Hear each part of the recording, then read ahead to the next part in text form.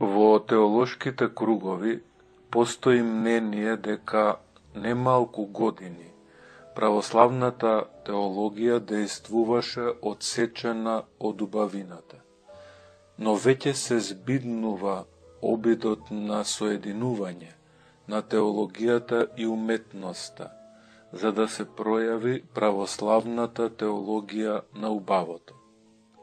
Помеѓу разните теолошки правци, например, традиционалистите, неоправославните, неопиетистите, неоконзервативните, неоапологетите и така натаму, постои една естетска теологија или теологија на убавото, која ја основа својата визија главно на незината поврзаност со уметноста.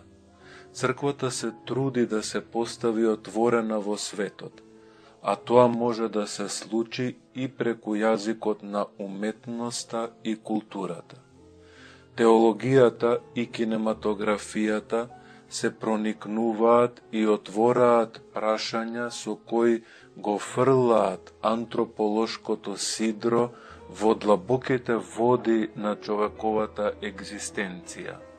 Во оваа прилика, сосема накратко ке го посочам полнозначниот и наградуван јапонски филм Заминувања, кој се осврнува на големата тема од животот на човекот, а тоа се разбира е смртта. Дали човекот може да успее да и се доближи на смртта без да се ужасне од неа? Дали човекот го загади својот живот бидејќи ја изгуби свештеноста на смртта?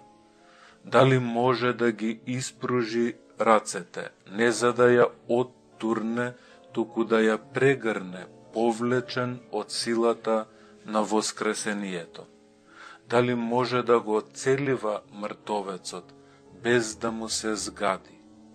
Еден таков природен целив на смртта е филмот Заминувања, филм кој сепак сведочи еден дух на излез од човечките безизлези.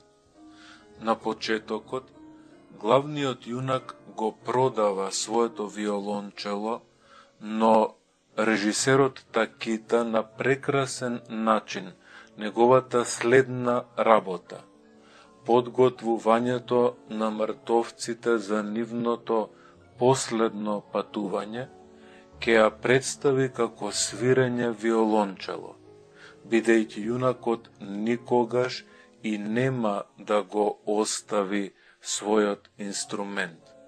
Тој ќе се спријатели со смртта, ќе ја припитоми и од неа ќе направи уметност.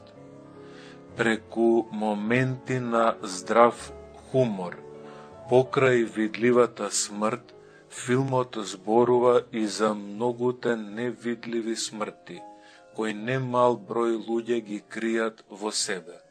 Например, главниот јунак децении е мртов заради омразата кон татко му, кој го напуштил како дете, но кога ќе дојде време и својот родител да го подготви за последното заминување, тогаш ќе се избави од собственото мртвило. Како што истакнуваат одредени современи теолози, кои од теолошки аспект зборуваат за овој филм, кај некои луѓе се пројавува потреба да се осврнат на одредени делови од својот живот и да откријат дека таму оставиле незакопани мртовци. Други пак луѓе воопшто не се свесни за тоа. Оној што ќе посака, може да го погледне овој филм, да го открие својот незакопан мртовец и да се исправи за нов по квалитет начин на постоење, за надминување на смртта, како составен дел од животот.